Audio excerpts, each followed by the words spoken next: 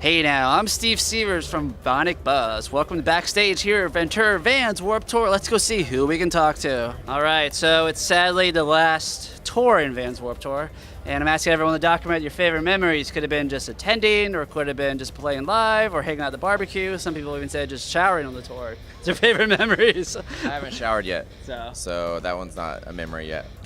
maybe when you do, it'd be like, this is the greatest thing ever. Greatest thing ever, for sure. Yeah, but anything else? Performing or hanging out at the barbecue? Specifically this one, or You can and in get the all of them, past. yeah. So in the past, we actually met up with Vans Warped Tour because some of our friends were on it, and then we snuck in the back with our just normal tour laminate. So that was a I pretty love funny that. story. Don't tell Kevin or anybody about Sorry, that. but one yeah. year I snuck in with a giant turtle costume. No one stopped me because I was just carrying this thing. There you go. There you go. You just look important, get on the phone, and then Yeah, you're exactly. right down. You can basically break into anything. So. Yeah, That's so- all that matters. Look like you know what you're doing. But I guess for me, it's kind of full circle. Yeah. Because I mean, I was going to Warped since I knew about music, essentially. Do you remember the first year you went, or?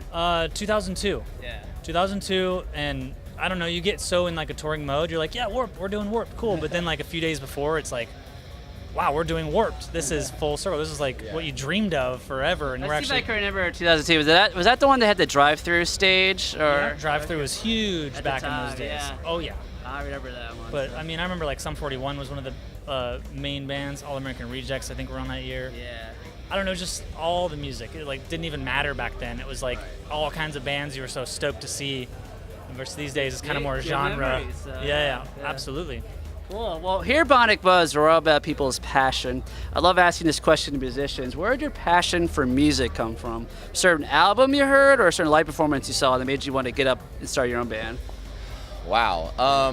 I don't know. Early on in my life, my father was like super passionate about like whether it was classic rock or punk rock, like showing me different music, and then eventually like taking me to go see live music. cool. And so from like when I was like a very young teenager, like 10 or 11, we were going to shows and he was showing me different things. So You had a cool just dad. like yeah, no, just through my parents, like being able to go see live music, and then eventually it just instilling that passion inside of me. It's like I want to be on a stage someday. So what did he play for you back then? You know.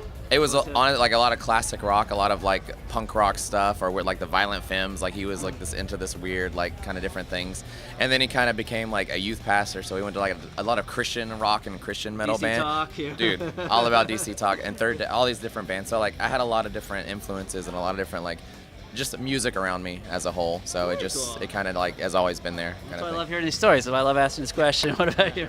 For me, similar. You know, my father was super into music. He Yeah. used to be sound and lights for like some 70s bands. Oh, really? So I grew up in like that studio atmosphere and more of the 70s like hippie era music. Okay, what bands then? You know? Specifically like Jethro Tull, and then it was a lot of Aerosmith, of course. Oh, awesome. Typical of like Zeppelin and things like that. Yeah. But then of course 80s came around, and that was like I latched on to a lot of that because it was visually, you know, crazy Yeah. with like the shock rock and Alice Cooper, Oh, and then yeah. you get the Kiss, and then all those types of bands.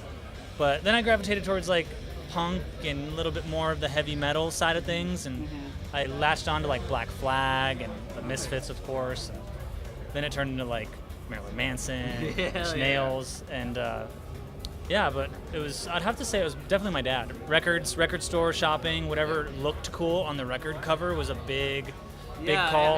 It meant everything. Yeah, it's seriously. A lot of people when I ask that question, they say Kiss because they just bought the album cover, not hearing the music. You know, just seeing that. Yep. I remember there was, aside from that, like there was a band called Bullet Boys, and I remember seeing that album cover was a bullet blasting through an apple, and it was like the still of the bullet leaving, and it was just like, this Wow. band's gotta be good. Yeah. And they're an amazing band, but they never made it to that level of like, you know, Kiss or anything, but it was all about the album art.